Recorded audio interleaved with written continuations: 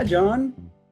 Thanks for coming on the show. Why don't you tell our listeners who you are and a little bit about the work that you do? Thanks, John. Well, first of all, thank you for the invitation.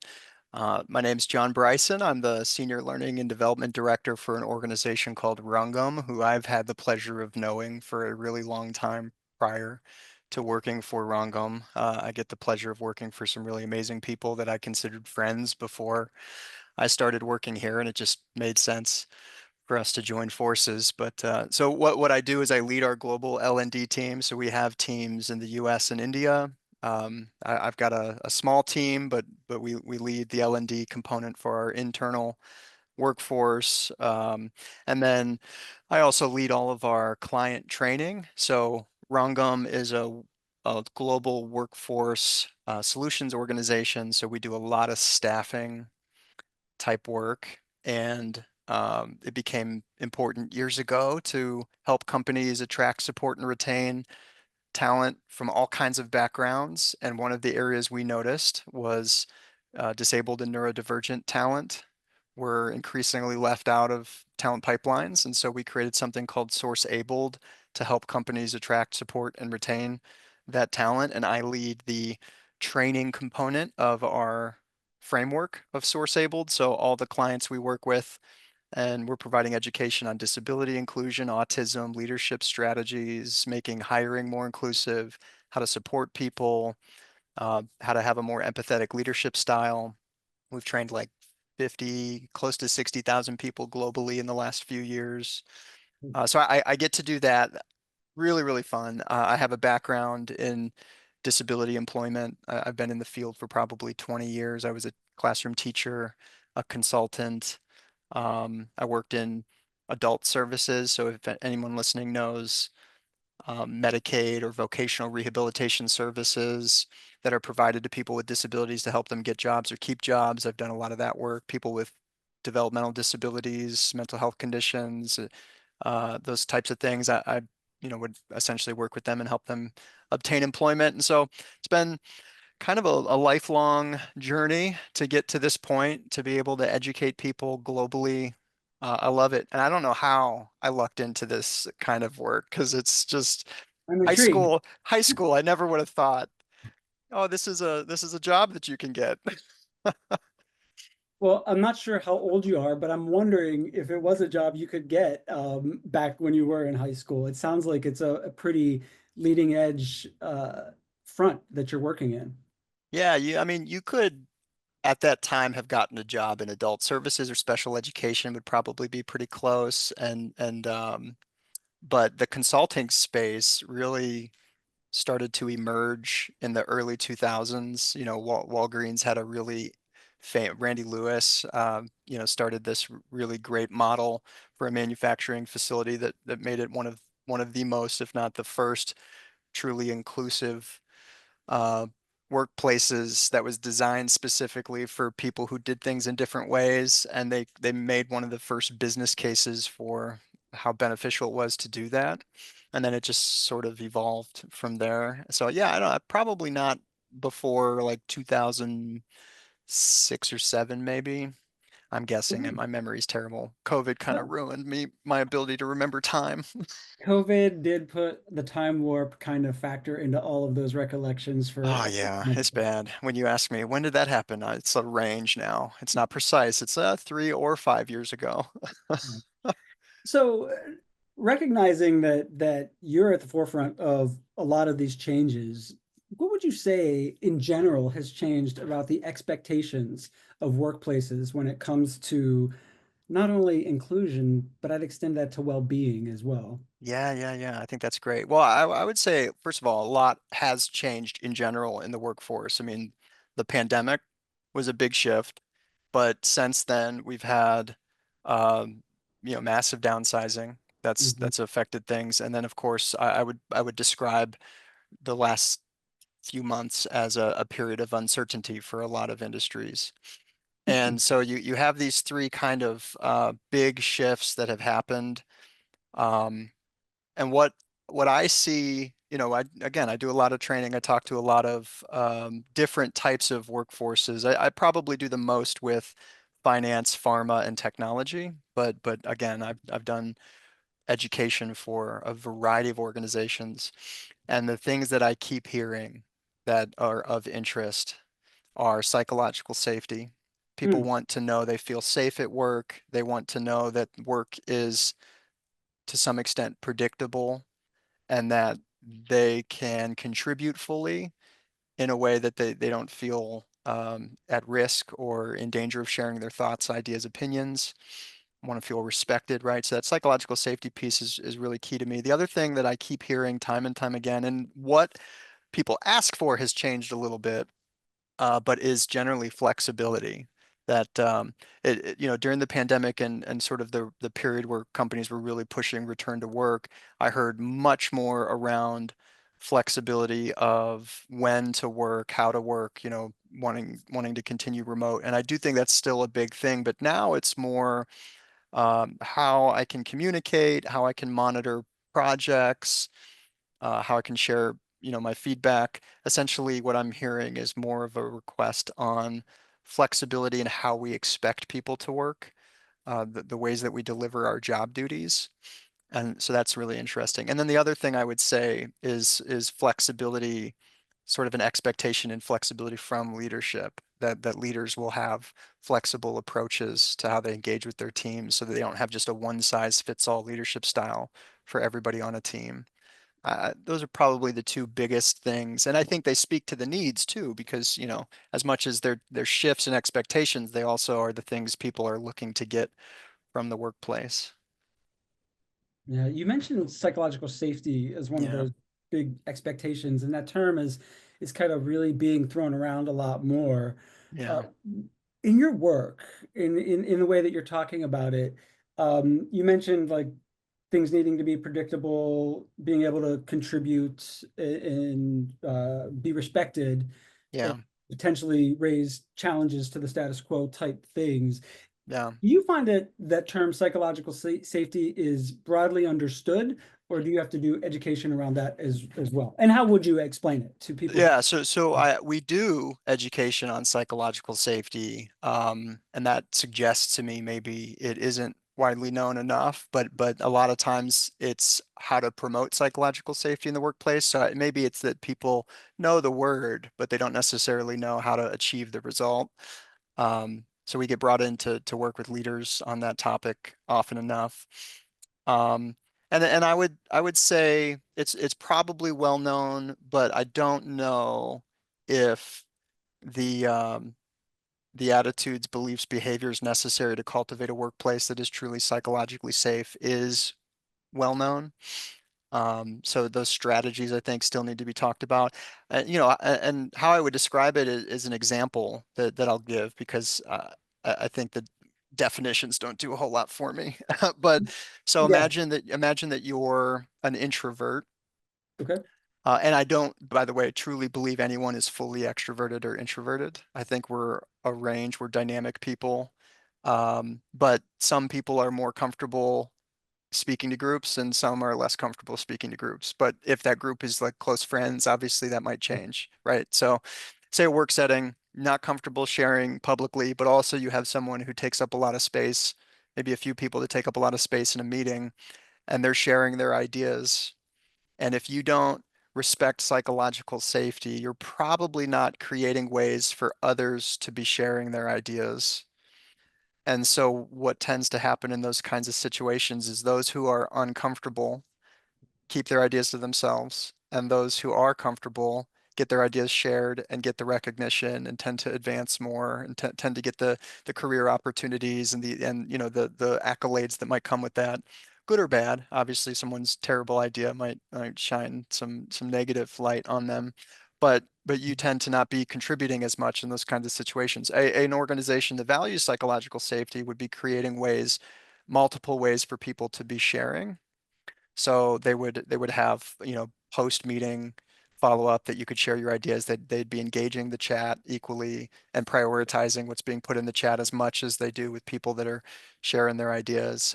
Probably giving people some pre-reads ahead of time so you're coming more prepared to meetings. So essentially that type of leader is acknowledging that there's more than one way to engage in a meeting. Something as simple as a meeting, which we do all the time, and then applying that thinking to everything we do, because no one does everything the same exact way, right?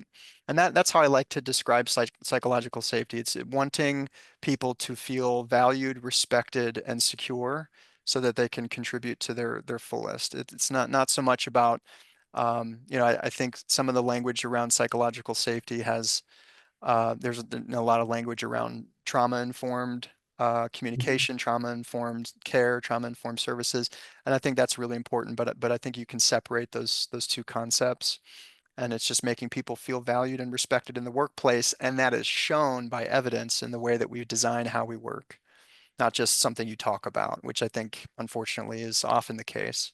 Right. And I've heard that a lot of the return on investment for creating an environment that is psychologically safe in the way that you're describing is you don't lose that innovative idea that may have just been backburnered or never got expressed because of Yeah, the person taking up more space, or yeah, if there's fear to throw out a radical idea that goes against the status quo, that yeah, could change everything. But if it's never heard, yeah. what opportunities are lost?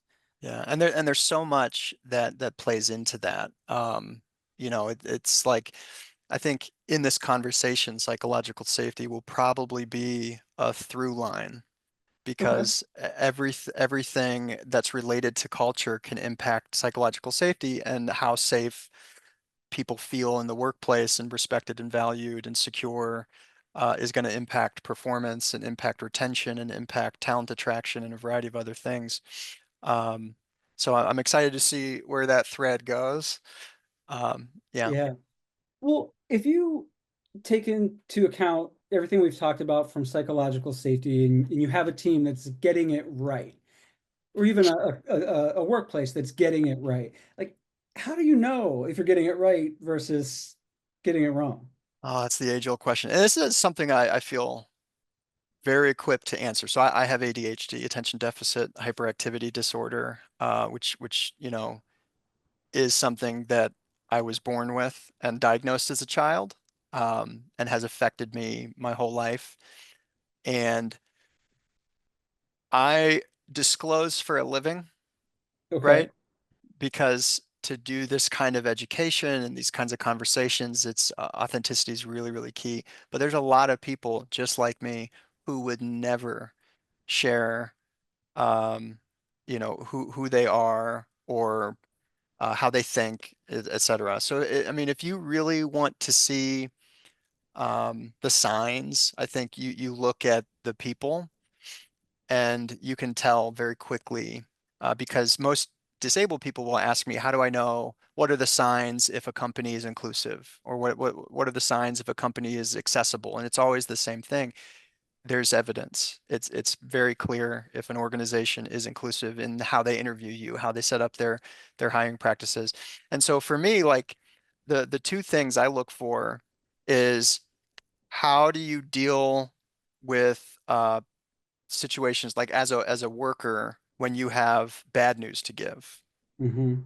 Because an organization with a good culture and a psychologically safe culture, failure and mistakes are not feared. They're seen as part of the process, part of learning.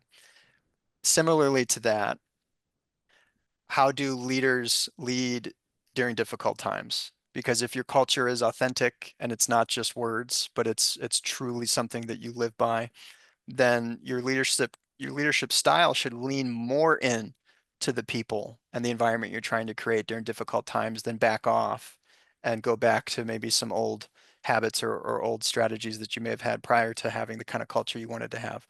And so I look at how leaders make decisions, how they communicate with their teams, how they talk about accountability, and for workers, I usually ask, how comfortable are you telling your supervisor you made a mistake? And that to me is a big sign that either they have a leader that may not be that supportive, or an endemic of a culture in general that doesn't value the process of creating and innovating, which it includes mistakes and includes failure. Mm. Absolutely. So my mind went to and thank you for sharing that personal note about your Oh, experience and work and your thanks, closeness man. to it. I think that Thanks. brings a level of authority to what you say, not only in words and academic kind of background, but like you've no doubt I lived it. experienced Yeah. this on your own level. So thank you again for sharing that. Yeah. So you, like the your role and companies that you work for are trying to elevate people, create a culture that's psychologically safe. What's the personal accountability for the individual? Yeah.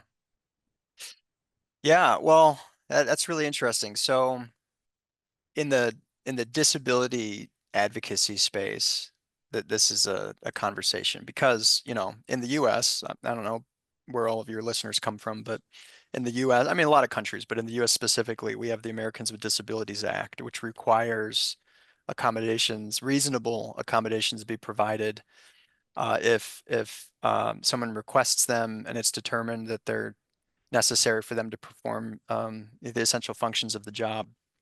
Reasonable being the key word in that description. I could go on that topic forever, right? And so because there's this like requirement, sometimes individuals request support, request something that sort of helps promote psychological safety. If you think of this as a mechanism that helps someone achieve psychological safety in the workplace, sometimes those requests aren't made with an understanding that it has to work for both parties, right?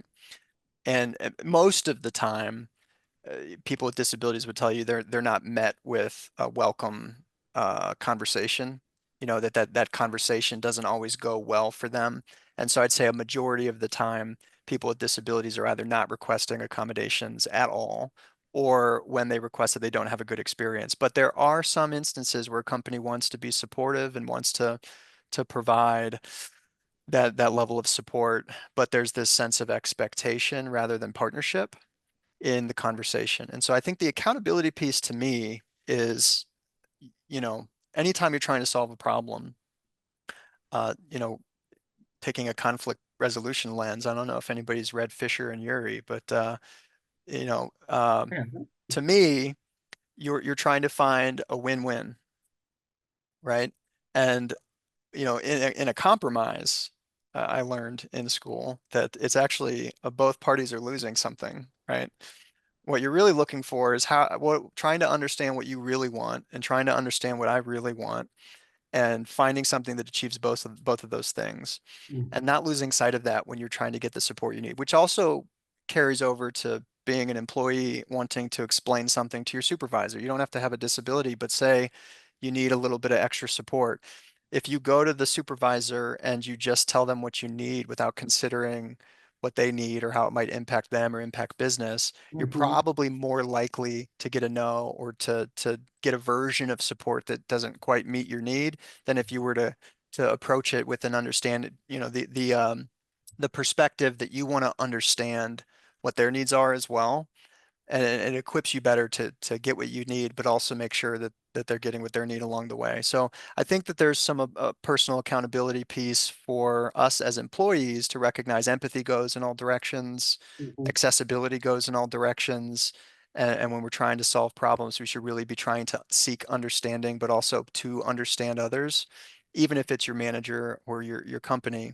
But as a leader, because there's that individual component too, you have those legal responsibilities of being a leader or manager and being ensuring that people aren't discriminated against and that they're treated fairly and it's not a hostile work environment. But you also have this expectation that if you want the best out of your team, the managers who get the most out of their team, who have the most efficient teams, generally are ones who have the highest levels of empathy and are the most engaged, which means that you're pursuing your team in a way that embodies curiosity. You're not assuming you know how they work best and you know what they need. You're actually maintaining that level of curiosity to seek to understand what situations allow them to do their best work or learn the best. And that, to me, every leader is accountable to maintain that level of curiosity with their team. That helps us sort of resist judgment and forming these opinions because no leader has all the answers.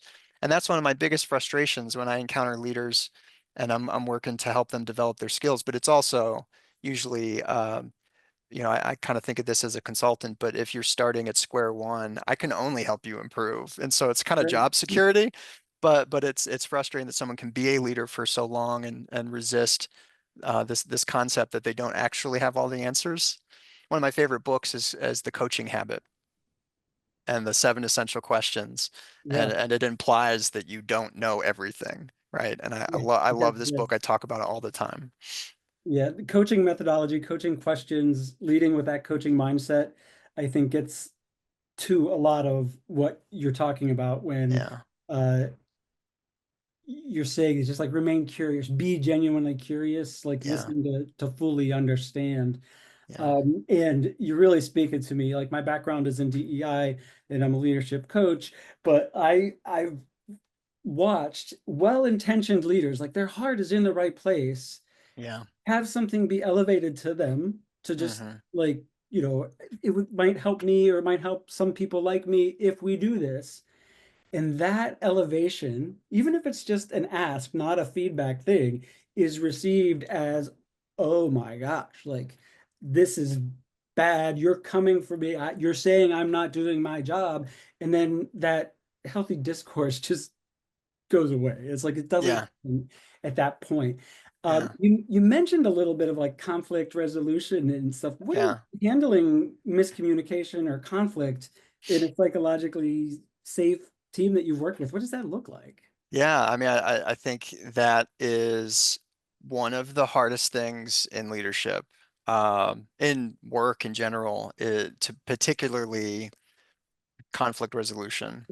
You could have the best team in the world, and if people can't resolve conflict together, those are often the hardest things that I have to deal with, are the people problems. And my philosophy is I subscribe to a sort of a servant leadership mentality. I know that is not for everybody. So, I mean, I don't expect everyone to agree with that, but I see my sole purpose as a leader as equipping others, whether it is with the vision, the mission, the skills, the direction, the support, whatever it may be, to do the best possible job that they can do. For me, it is not about accolades, it's not about attention, it's not about my own career growth.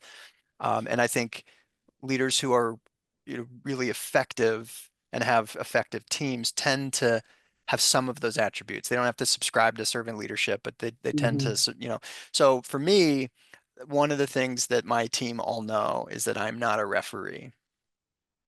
Okay. That's not my job. What I do is I work with a person to understand the situation, and then I help them understand the strategies and skills necessary to solve it.